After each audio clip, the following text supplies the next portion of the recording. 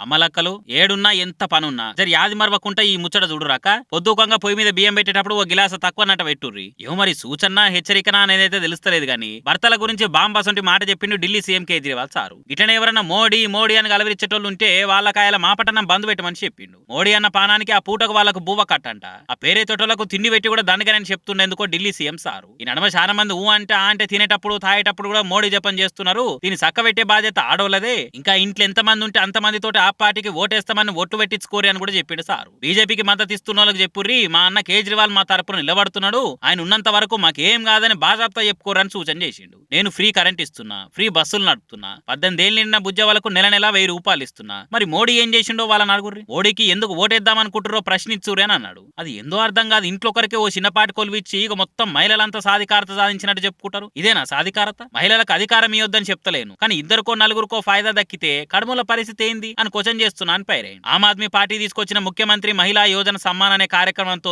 నిజమైన సాధికారత వస్తుందట. అసలు ఈ పథకం ప్రపంచంలోనే అతిపెద్ద మహిళా సాధికారత పథకం అట. ఇక ఆఖరికి ఇంకో ఆటమైన మాట కూడా అన్నాడు కేజ్రీవాల్ సారు. శ్రీరాముడు ఇప్పుడు కూడా ఉండి ఉంటే ఆయన మీద కూడా ఈడీని ముసుగొలిపెట్టోళ్ళట మోడీ సారోళ్ళు. ఏం మోడీ సార్ నిజమేనా ఇది? అని ఎంత పెద్ద మాట అన్నాడు సార్ కేజ్రీవాల్ సారు.